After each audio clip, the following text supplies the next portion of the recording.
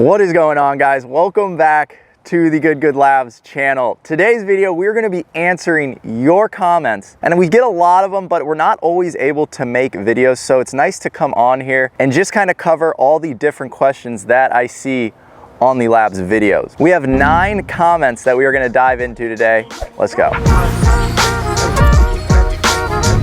Alrighty guys, first question up here is by Resist. He said, I would like to see how to spin the ball. Keep up the good work. When people talk about backspin, that's a big thing that people like to talk about because it is cool to show off to your buddies and, you know, spin the ball back, hit a wedge shot in there and pull it back. But backspin really only happens if you're shallow and you make super good contact. So those are the 2 things you need to remember when you're trying to put backspin on the ball. You're very shallow, your angle of attack is in to out, and you're hitting it in the center of the face with some speed. There's kind of 3 things there, but contact and shallow angle of attack are the 2 ways you're gonna be able to create backspin.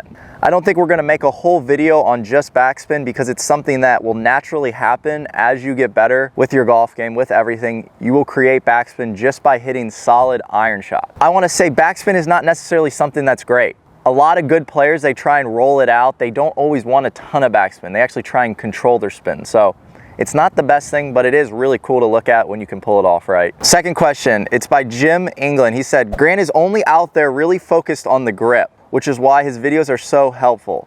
He explains the process so well, thank you. Jim, I appreciate that kind comment. My dad was really big with the grip growing up because it's your only connection with the club. So if you screw this grip up and you have one hand over here and one hand over here, you're gonna be making compensations in your swing the entire time. So the grip is something that I really value.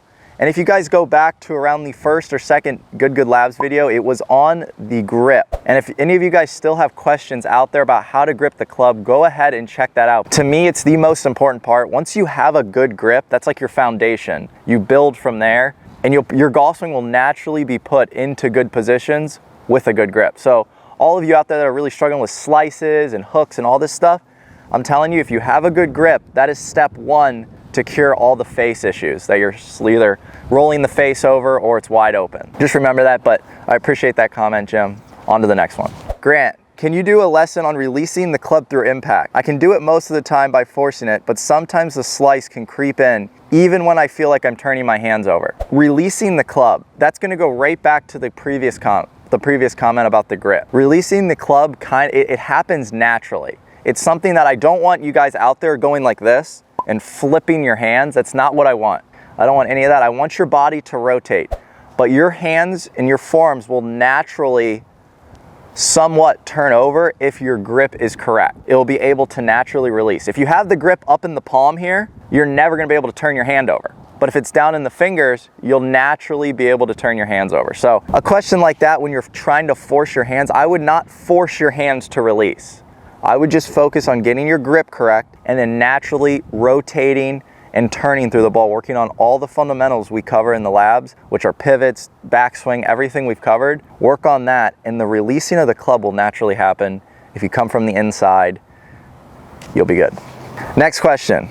Adam Struess, he says, you should make a video on how to work the ball both ways. I think that would really put this stuff into perspective. Adam, that is a great idea, and I actually just wrote that down in my notes. I appreciate that. See, I love reading comments like this because there you go, that's a great idea, and we'll make a labs video like that on this question because it is really important that you guys can hit a cut and you also can hit a draw because you're gonna be on the course. You might have a tree in front of you that you have to draw it around, and you might have a tree in front of you that you have to fade it around. So being able to hit both shots is probably one of the most important things if you really want to get better at the game of golf. But a fade and draw, it's all to do with setup in my opinion. If you want to hit a fade, obviously open up those shoulders, open up the face and swing slightly into out.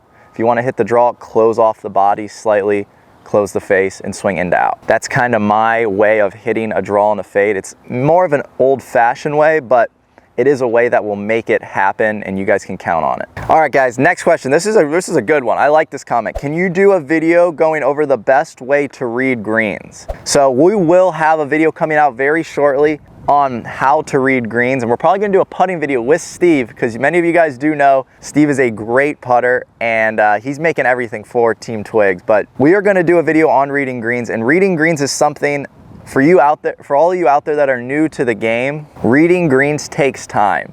It's something you got to go out there and do. Like, you got to do it yourself. You got to look at the break, you got to feel it, you got to get involved. That's one thing when reading greens, you got to get involved and do it on your own, because it's not just something you just say, this is how you read greens. There's a lot of factors that go into reading greens, whether it's the grain or the slope or anything else. So we will have a video coming out on how to read greens, but my best advice is look at the grain. If you're in Florida or any places like this where there is grain, make sure you look whether it's dark or light, because the grain will exaggerate the break. And the next thing obviously is the tilt and slope that you see in the green. Those are the two things, grain and the slope that you see with your eyes, whether it's right to left or left to right. All right, guys, we are gonna wrap this up right here. This is gonna be our final question by Zach. He said, what's wrong with a baseball grip? I've tried all the grips and ended up liking the baseball. I'm a 7 handicap. Well, Zach, that's a great question, but there's nothing wrong with it. I will say that right now.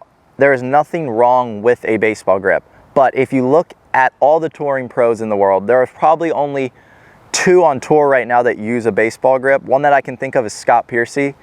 He uses a 10-finger grip, but there's really nobody out there that uses a baseball grip that is really, really good. So, I mean, I'm not gonna say there's no one, but on tour, just looking at the overall percentage, there's really only a couple that use a baseball grip. So it's something that you obviously can get really good at golf using a baseball grip. It's just not something that I'd recommend. As long as you have a baseball grip in the good positions in your hands, you can totally use it. But I recommend personally an interlock or overlap for all you guys getting into golf. A baseball is okay when you're young, just starting, but I would personally advance into an interlock or overlap. Guys, hopefully you did enjoy today's segment on just answering your questions. We read these, so I want to make sure you guys do know that we are reading all these questions and we're seeing all the comments, and they help a lot formulating ideas for future videos coming up. So you guys are awesome.